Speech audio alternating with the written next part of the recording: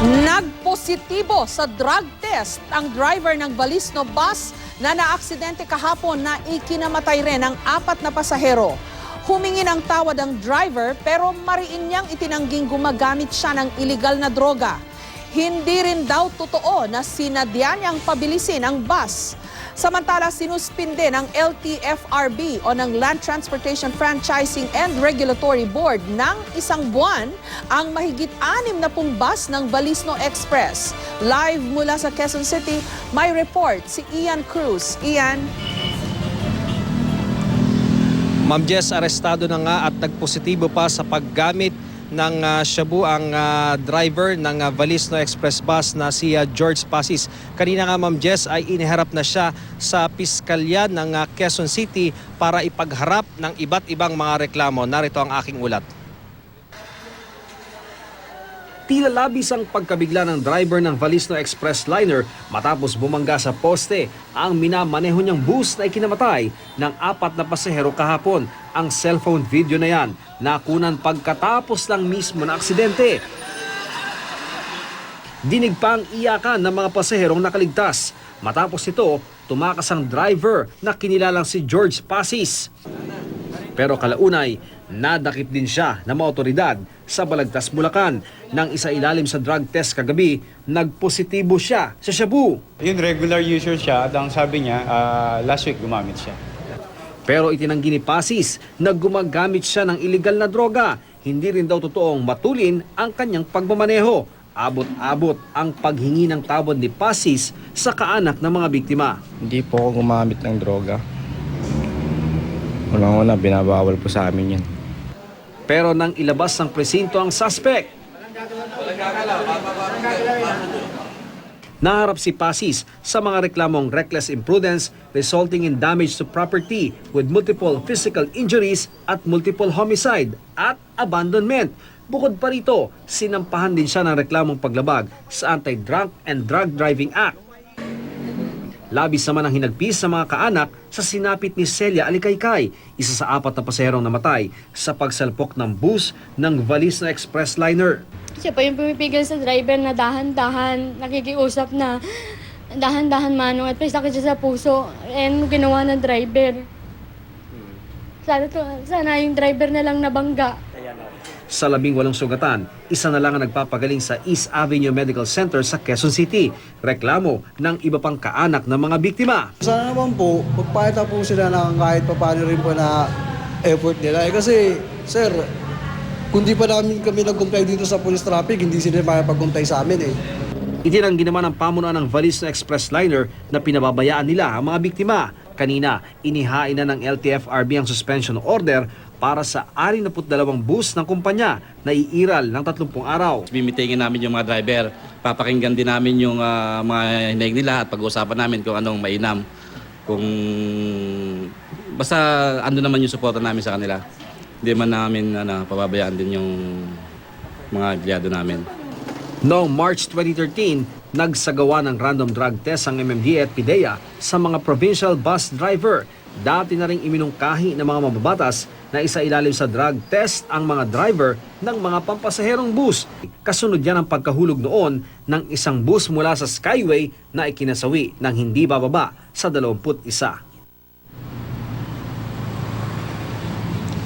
Ma'am Jess, bago nga tayo sumahimpapawid ay kausap ko lamang ang investigador ng kaso na si SP1 Ferdinand Paglinawan at nasabi niya sa atin na ang pinaka-latest nga dito ipinag-utos ng piskalya ng Quezon City na arestuhin nga itong suspect na si Pasis pagdating doon sa mga reklamong abandonment, yung reckless imprudence, nagresulta ng damage to property, ng multiple homicide at physical injuries. Pero Ma'am Jess, pagdating doon sa reklamong iniharap nila na paglabag doon sa Anti-Drunk and Drug Driving Act ay sinabi doon ng piskal na for further investigation muna ito dahil mangangailangan pa raw ng mga confirmatory test para maipagharap nila ng reklamo doon sa korte itong suspect na si Pasis, Ma'am Jess.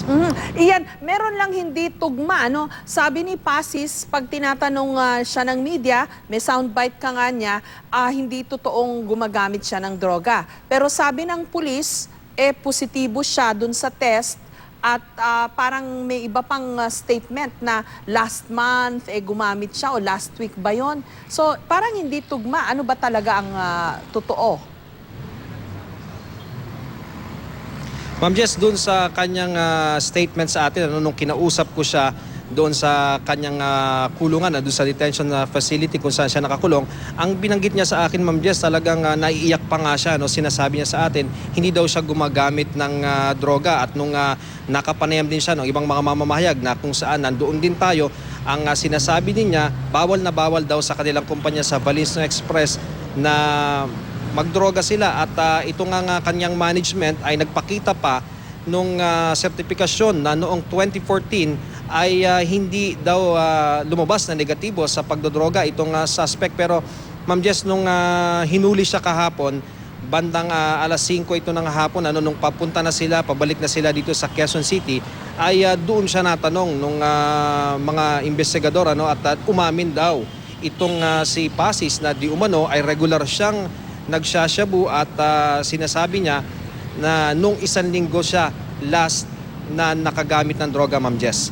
Hindi naman ito kaso nung usual na yung mga pulis, di ba, minsan pinapaamin yung mga suspect na nahuhuli nila. Kasi magkaiba yung deklarasyon Ian.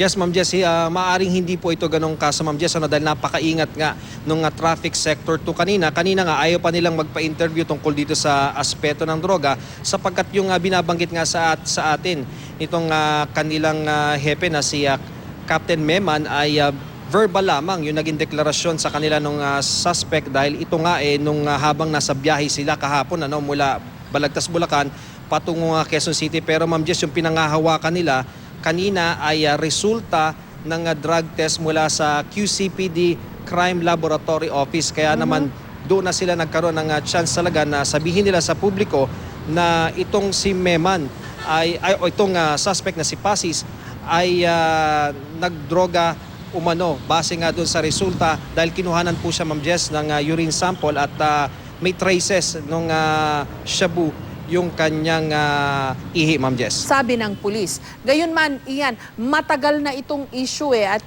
speculation na kasi nga pag inanalyze mo yung working schedule, yung schedule ng ating mga bus driver, hindi talaga makatarungan yung kanilang number of hours na iginugugol sa pagmamaneho ng bus. And considering na public transport ito, maraming buhay ang nakasalalay sa kanila, delikadong-delikado. Kaya ang kailangan talaga dito, fundamental changes sa mga bus, kung paano nila ino-operate yung kanilang mga bus, anong patakaran nila sa kanilang mga driver.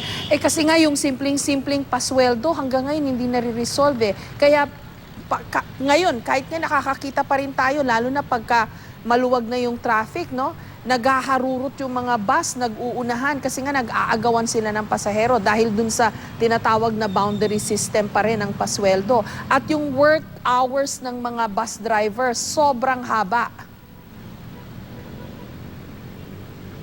Tama yan, Ma'am Jess, pero itong Balisno Express, si Cedric Castillo na ating kasamahan ay nag-cover din doon, at ang sinabi nga sa kanila nung nagmamanage nitong Balisno Express ay sumusunod sila doon sa kautusan ng DOLE na kailangan buwanan yung pasweldo dito nga sa mga driver nila. At Ma'am Jess, tama ka rin, yung mga driver nga talagang irregular yung mga oras nila. Itong bus na na-aksidente kahapon ay coding ito, kasi 5 yung sa pagkakatanda ko 5 yung hulihan ng plaka nito.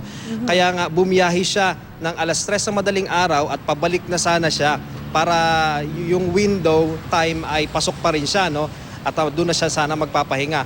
Kaya nga syempre mahalaga rin, Ma'am Jess, talaga, kasi sa bagong batas natin, Ma'am Jess, ito nga yung inaangal ng isang grupo, ni na Erwin Paala, sila yung mga families ng mga survivors ng mga namatayan at mga survivors sa mga road accidents.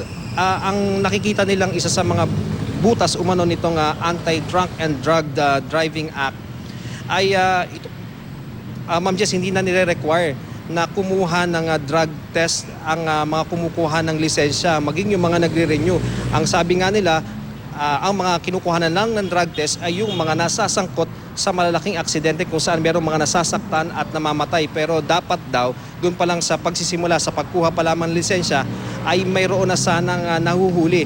Katulad Ma'am Jess, noong 2013, base doon sa mga report na inilathala ng GMA News Online, ay nasa 6,000 na mga nagpositibo sa paggamit ng droga, yung hindi na nabigyan ng permit. Pero nung kalagitnaan ng 2013, dahil nga sa pagpapatupad ng bagong batas, ay hindi na nga kinukuhanan ng drug test yung mga kukuha at magre-renew ng lisensya, Ma'am Jess. Sana naman magamit itong nangyaring ito para ma-resolve na yung mga issue sa pasweldo sa mga bus driver, ano ba ang work hours nila, gaano kahaba. Kasi ang problema natin, Ian, pag kami nangyaring ganito, saka natin maaalala yung mga dati pang issue na ni-raise na hindi naman nare-resolve. Sana this time, ma-resolve na para maiwasan itong mga ganitong aksidente. Maraming salamat sa'yo, Ian Cruz.